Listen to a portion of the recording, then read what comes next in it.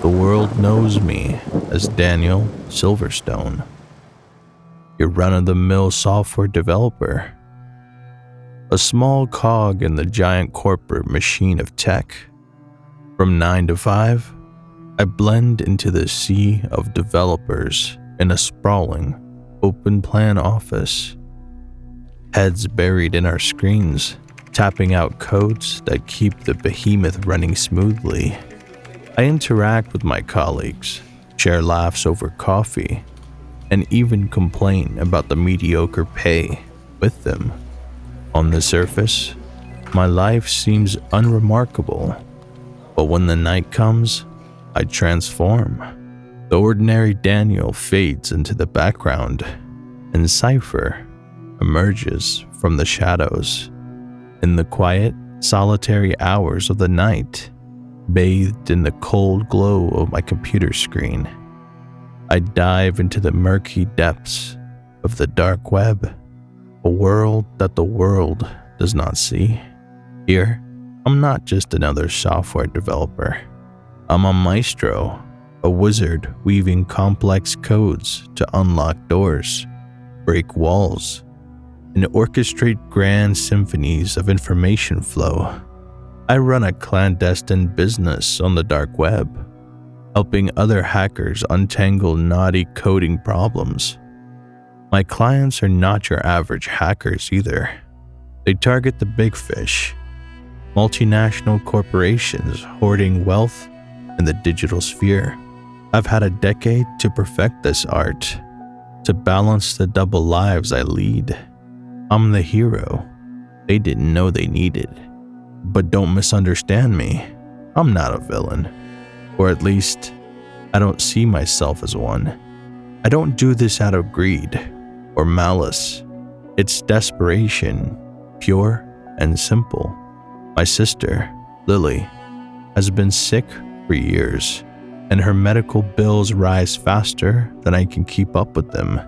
Her frail smile and hopeless eyes are my drive, my reason for waiting into this underworld night after night. My corporate job doesn't pay me enough to keep up with her mounting bills. The suits at the top don't care about the likes of me, and they care even less for my ailing sister. So, I took matters into my own hands. The keyboard, my weapon, and code, my shield. That's how my double life began. By day, a developer. By night, a knight in the shadows. The perfect balancing act. One that I had been maintaining for over a decade. But life has a strange way of upsetting even the most delicate balance. And soon, my life was to take a turn I hadn't anticipated. In the vast realm of the dark web, everyone is a shadow, a silhouette hidden behind layers of encryption. However, there was one shadow that stood out to me, a fellow dweller who called himself Shadow Coder. He was an enigma, as we all were, but something about his approach to hacking sparked my curiosity. Shadow Coder was skilled. There was no denying that. His methods were unique, his logic impeccable. The way he manipulated codes was almost poetic. We found common ground in our shared interest, and as time passed, our paths intersected more often. An odd camaraderie began to form. We started working on bigger projects together, solving complex coding puzzles that stumped even the most seasoned hackers. It was exhilarating to navigate the digital labyrinths with him, working in unison to decode the intricate languages of machines. We weren't friends in the traditional sense. We knew nothing about each other's lives outside our digital aliases. Yet, as we spent countless hours communicating in cryptic codes and anonymous chats, I felt a strange kinship growing between us. He became more than just another hacker. He was my partner, my compatriot in this cybernetic world. In those fleeting moments of personal conversation, we'd share fragments of our lives. I learned that he had a penchant for classical music, particularly Bach.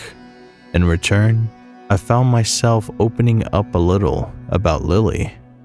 It was odd sharing such intimate details of my life with a stranger, a digital phantom.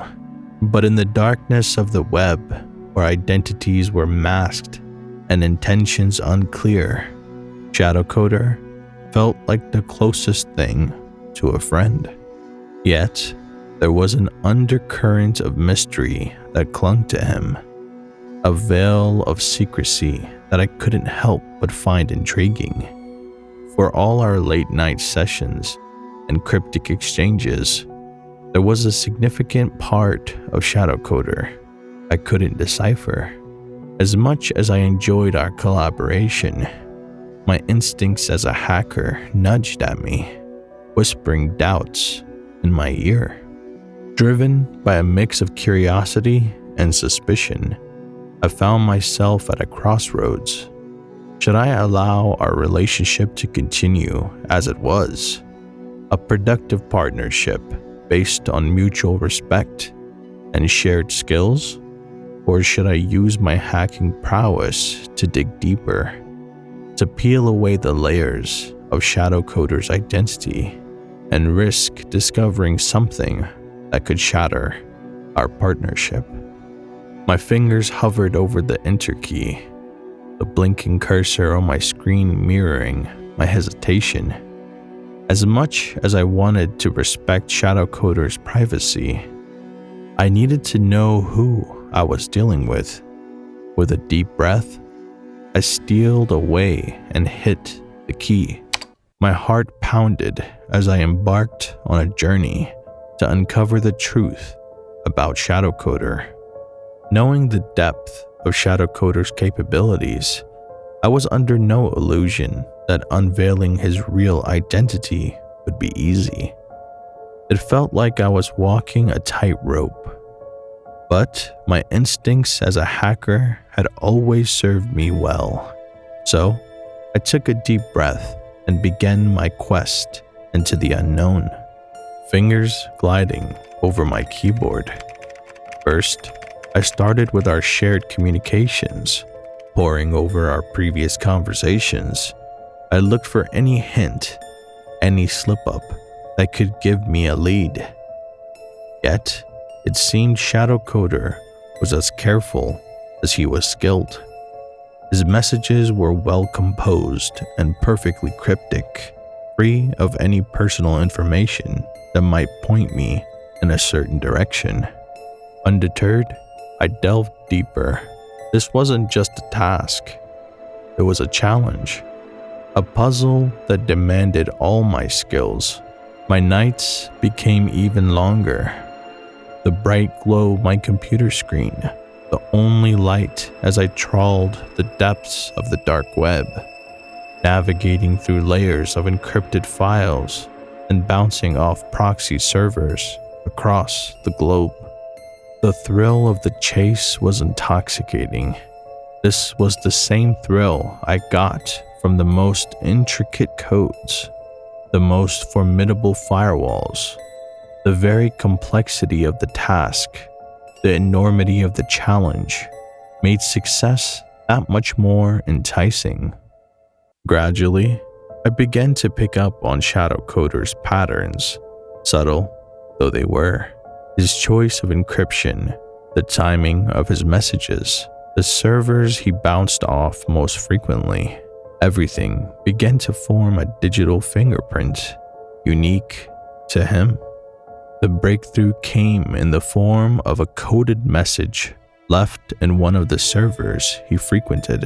It was a cipher, complex and beautifully crafted, and it bore the unmistakable signature.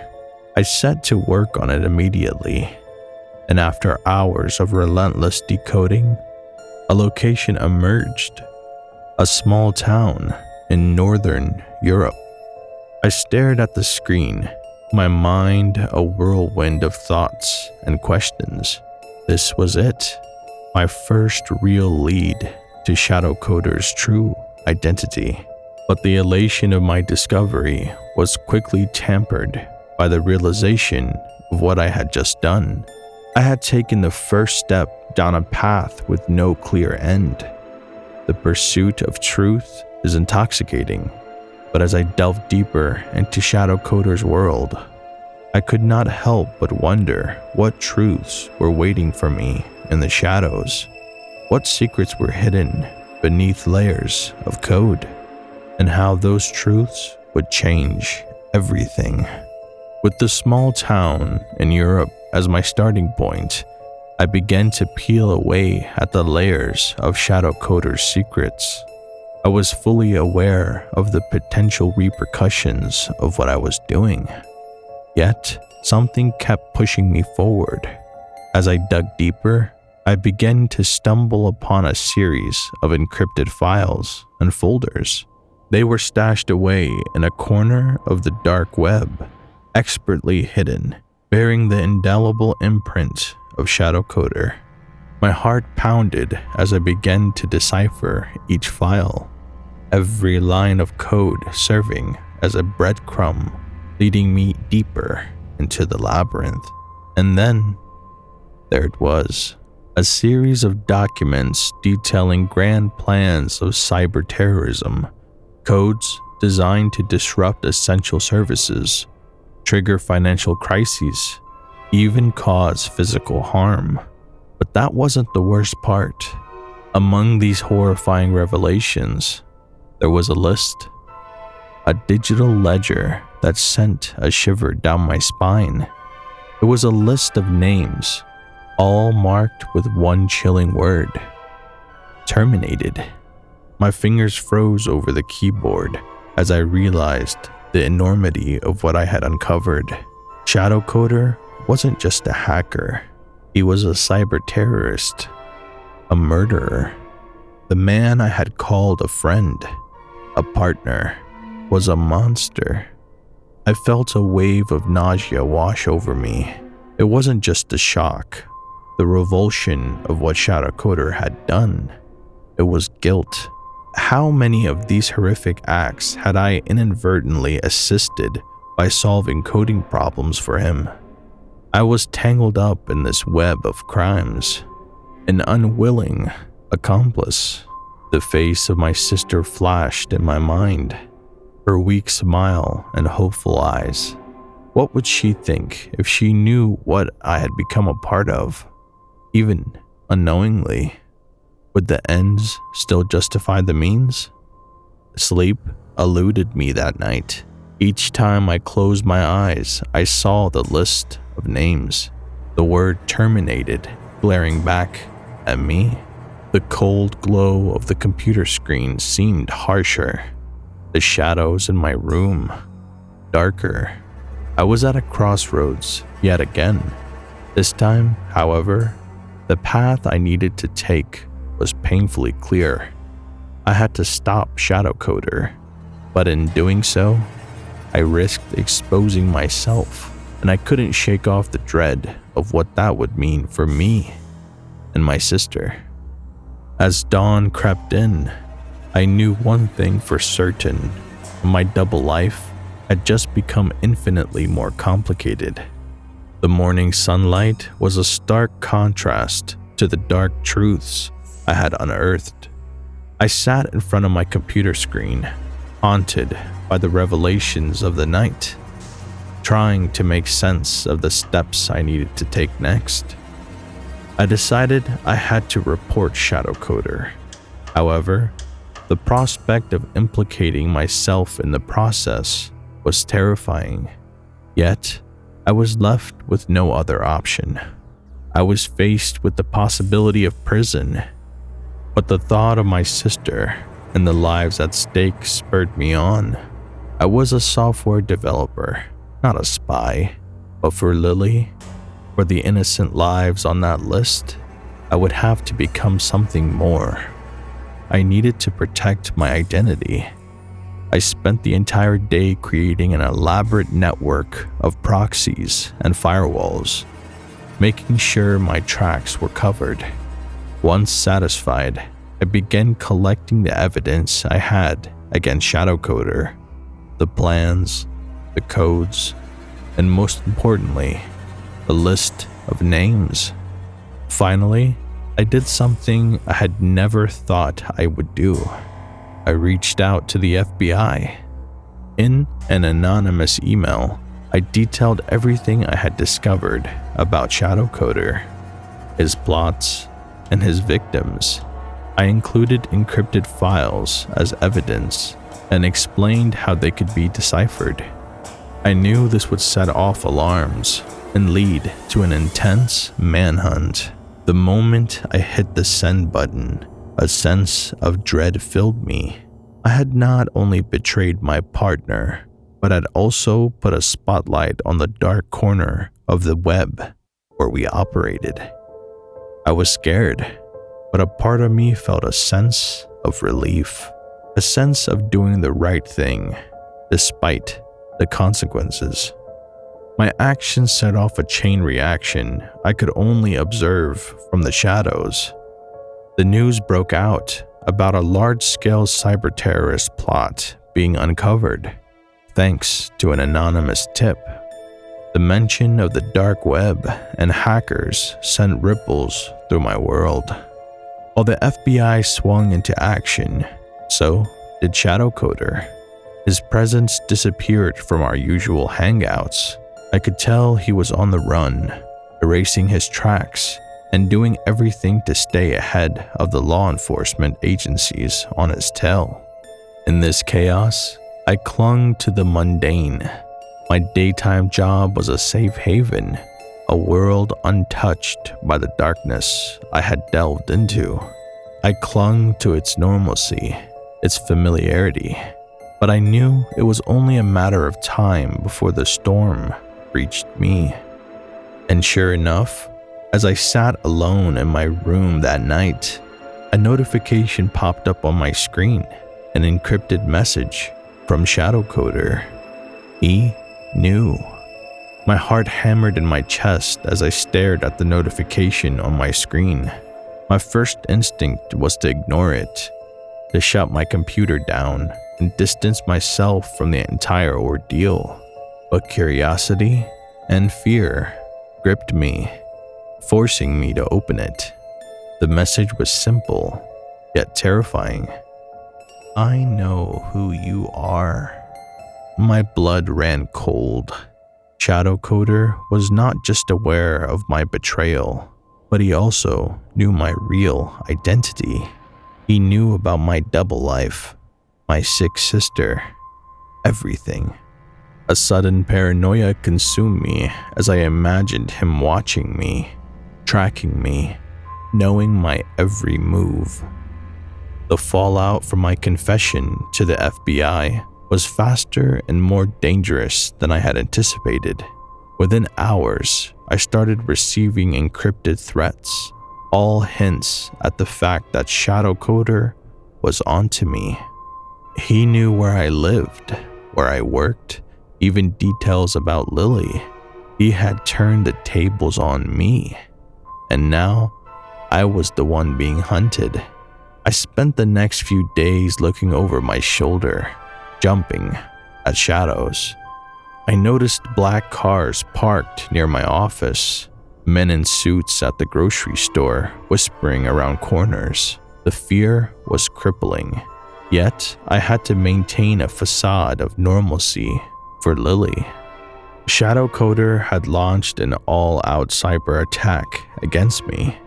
My image, my personal information, all laid bare for the twisted denizens of the dark web. My anonymity, my safety, stripped away in a matter of clicks. The FBI was closing in too. News of cyber crimes and dark web activities reached my office. I could see my colleagues glued to their screens, reading about the very crimes I had committed. I felt like a ticking bomb, counting down the seconds until my world would implode. Paranoia and fear threatened to consume me, but I clung onto my resolve. I had chosen this path, fully aware of the potential consequences, and now I had to see it through, not just for me, but for Lily, and for the innocents whose lives were at risk. With the walls closing in, I made a decision. I had to disappear. To do that, I needed to play the same game Shadow Coder was playing. The hunt was on, and this time, I was not just a prey, but also a predator. I began preparations to vanish. I needed money, a new identity, and a safe place to lie low. In this high-stakes game of cat and mouse, I had to outwit not only Shadow Coder, but also the entire FBI. I had to ensure Lily was safe, oblivious to the storm that was about to hit. The hunter had become the hunted, and my double life had come full circle. The only question remaining was, how long could I survive on the run?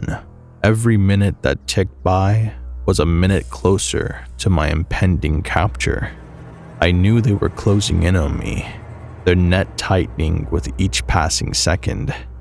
The humdrum of the city had transformed into a haunting orchestra of fear and paranoia. The people I once walked amongst now felt like predators in disguise.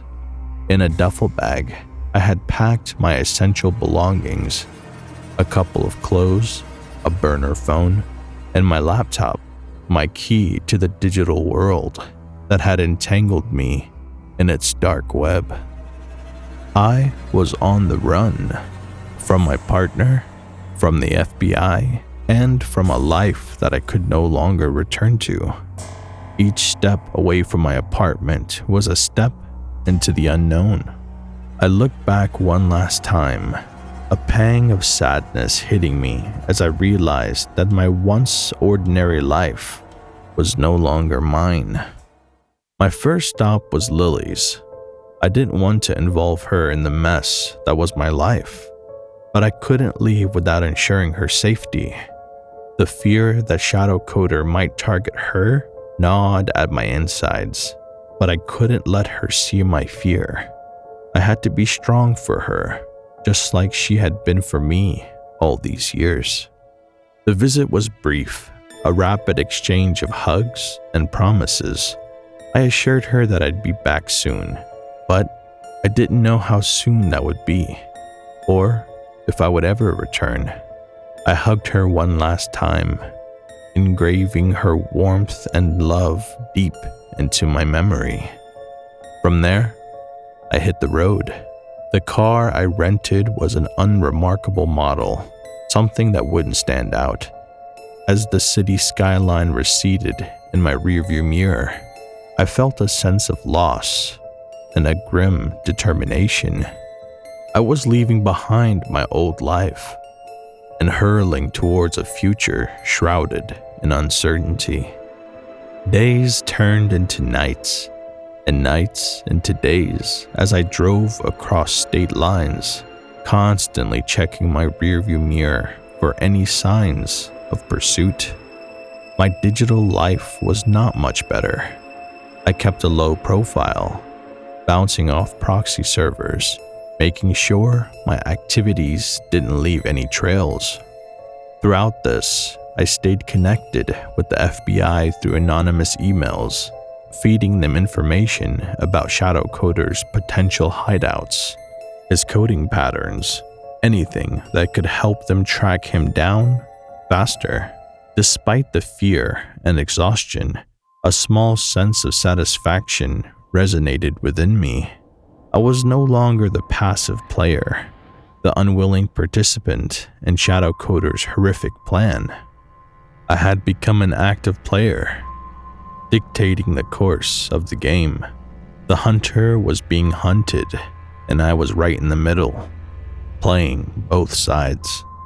But my sense of triumph was short-lived when one night, a dreaded realization hit me. I wasn't the only one playing this dangerous game. I was still a pawn, and my freedom was just an illusion. They were getting closer, and I was running out of places to hide. The first rays of sunlight were beginning to seep into the dingy motel room when the pounding on the door shattered the eerie silence. My heart leaped into my throat, my hands instinctively reaching for my laptop. I had anticipated this moment, but facing it was a different beast entirely. Through the peephole, I saw them. Men in dark suits, stern faces and badges glinting ominously. They had found me. It was the end of the road. The door burst open, revealing the grim faces of the FBI. I didn't resist. I knew it was over. They had slapped handcuffs around my wrists. A sense of inevitability washed over me. I had known this day would come, and now that it was here, I felt an odd sense of calm. The ride to the precinct was a blur. I was thrown into a world of stark lights and cold metal, far removed from the digital realm I was so familiar with. The questions came fast and relentless, but through it all, I held onto one fact. I was not the only one in this mess. As I was being interrogated, I couldn't help but think of Shadow Coder. Had they caught him yet? Was he somewhere in a similar room, facing the same questions? I clung onto that hope, the only thing that seemed to give meaning to my predicament. In the midst of the storm, I found an unlikely ally, an agent named Sullivan, a cybercrime specialist. He saw the gray area in my actions, the desperate choices I had made. He became my voice, helping me navigate the rigid system of the law and order. I provided them with everything I had on Shadow Coder, every encrypted message, every threat, every piece of evidence I had painstakingly collected. It felt like a confession. As I was led to my cell, I couldn't help but think about Lily. I wondered if she knew, if she had seen the news, if she understood why I had done what I had done. I hoped she would be safe, that she would be far removed from the fallout of my actions. The cell door closed behind me with a chilling finality. I was alone, my double life stripped away, leaving me with the stark reality of who I had become. As I sat on the cold metal bed, I couldn't shake off the sense of unease. A soft voice echoed from the cell nearby, sending chills down my spine. "Fancy meeting you here." It was him. Thanks for listening.